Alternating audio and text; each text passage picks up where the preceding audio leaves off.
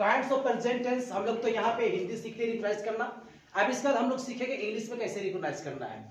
चलो आगे इंग्लिश में हम लोग सीखते हैं। तो इन इंग्लिश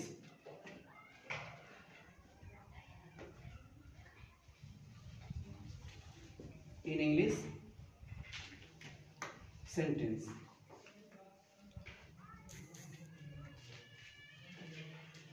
तो फर्स्ट वन देखिए यहाँ तो प्रेजेंट जो हमारा प्रेजेंट इंडेफिनिट जो टेंस है, ठीक है, इसको पहले देखेंगे। तो प्रेजेंट इंडेफिनिट टेंस को पहचानने के लिए जो हमारा हमको सबसे पहले किसको देखना, वर्ब फॉर्म को।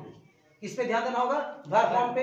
वर्ब फॉर्म जो है से हमारा क्या होगा, जैसे प्रेजेंट में यहाँ पे जो वर्ब लगता है वर्ब फॉर्म, वो लगता है वर्ब 1 और वर्ब 5। अगर वर्ब 1 या वर्ब 5 रहता है तो ये प्रेजेंट इंडेफिनिट टेंस होता है। क्या होता है, वर्ब प्रेजेंट इंडेफिनिट टेंस। अब इसका प्रेजेंट कंटीन्यूअस टेंस को पहचानने के लिए यहाँ पे जो वर्ब फॉर्म होगा वो होता है इज, एम, आर, और इसके साथ में वर्ब 4 रहेगा। प्रेजेंट कंटीन्यूअस को पहचाने हम कैसे सेंटेंस को, कि इसके साथ में सेंटेंस में इज, एम, आर और वर्ब 4 क्या होगा, वर्ब 4। अब इसका प्रेजेंट परफेक्ट टेंस को, प्रेजेंट परफेक्ट टेंस को पहचानने के लिए हमको यहां देखेंगे सेंटेंस में अगर हैज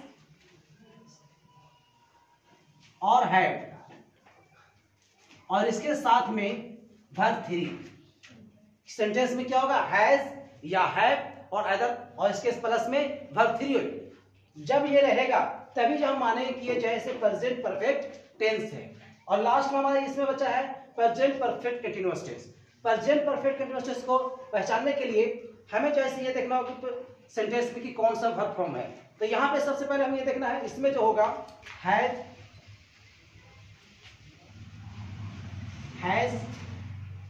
या had plus been plus verb 4। इससे प्रेजेंट परफेक्ट कंटीन्यूअस टेंस को पहचानने के लिए हम देखेंगे इंग्लिश सेंटेंस में हैज ऑब्लिक हैड या तो फिर बीन और उसके साथ में वर्ब 4। अगर ये रहेगा तो हम लोग ये रिकॉग्नाइज करेंगे कि ये जो सेंटेंस है ये जो है से प्रेजेंट परफेक्ट कंटीन्यूअस टेंस का सेंटेंस है। ठीक है, अब इसके बाद हम लोग देखेंगे ये हमारा प्रेजेंट इंडेफिनिट का हो गया। अब इसके बाद देखेंगे सॉरी प्रेजेंट टेंस का हुआ। अब इसके बाद हम लोग देखेंगे पास्ट टेंस का। किसको देखेंगे, पास्ट टेंस। चलो हम लोग चलते आगे पास्ट टेंस में।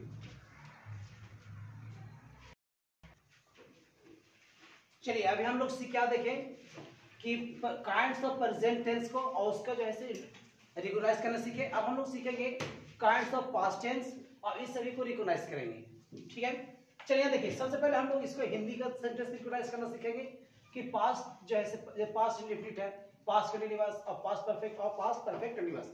ये इसका चारों काइंड्स, चारों को हम लोग एक एक करके रिकॉग्नाइज करना सीखेंगे। चलिए सबसे पहले हम लोग क्या सीखेंगे हिंदी में।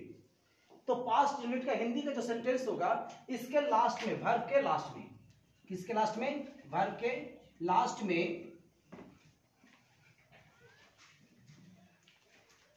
ता था,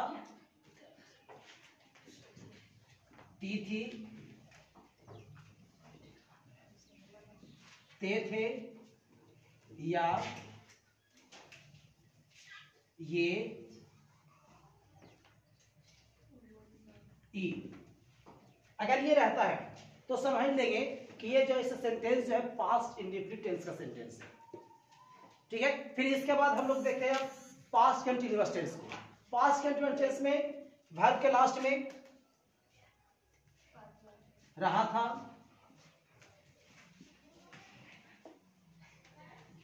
रही थी, रहे थे। अगर रहता है तो समझ लेंगे हम कि ये जो सेंटेंस है वो पास्ट कंटीन्यूअस का सेंटेंस है। जब सेंटेंस के लास्ट में रहेगा रहा था, रही थी, रहे थे, अगर रहे तो हम ये पहचानेंगे कि जो सेंटेंस है पास्ट कंटीन्यूअस टेंस का सेंटेंस है। अब इसके बाद नेक्स्ट होता है पास्ट परफेक्ट कंटीन्यूअस टेंस। इसमें जैसे वर्ब के लास्ट में रहेगा चुका था,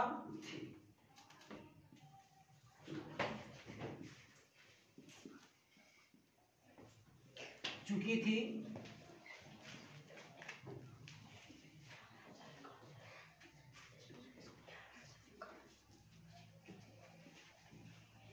चुके थे। अगर ये रहे सेंटेंस में चुका था, चुकी थी और चुके थे, तो हम ये पहचानेंगे कि जो सेंटेंस है वो पास्ट परफेक्ट टेंस का सेंटेंस है। नेक्स्ट फिर इसके बाद हम लोग क्या देखते हैं, पास्ट परफेक्ट कंटिन्यूअस का। पास्ट परफेक्ट कंटिन्यूअस टेंस का जो पहचानने के लिए इसका वर्ब के लास्ट में हम लोग देखेंगे ता रहा था, फिर इसके बाद ती रही थी,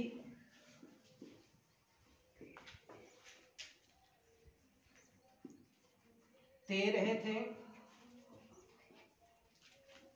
या रहा था, रही थी,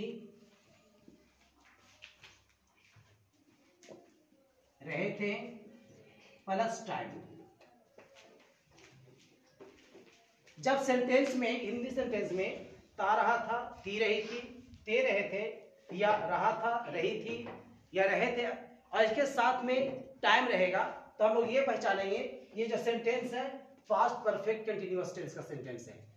ठीक है, अब यहां तक हम लोग जैसे अब पास्ट टेंस को पहचानना सीख लिए। पास्ट हम लोग पहले क्या सीखे, प्रेजेंट कंटिन्यूअस प्रेजेंट टेंस का और उसके बाद पास्ट टेंस का, जितने भी सभी को पहचानना। अब हम लोग देखेंगे फ्यूचर टेंस। किसमें देखेंगे हम लोग, फ्यूचर टेंस का।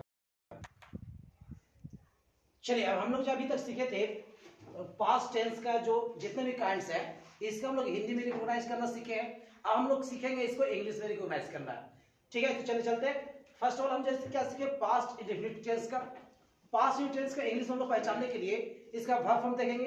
वर्ब जो रहेगा इसका वर्ब टू क्या होता है, वर्ब टू। अगर वर्ब टू होता है सेंटेंस में तो हम समझ लेंगे कि ये जो है इसे पास्ट इंडेफिनिट टेंस का है। फिर उसके बाद और अगर नेगेटिव सेंटेंस होगा, एक चीज और, अगर ये नेगेटिव सेंटेंस होगा तो वर्ब के साथ जैसे डिड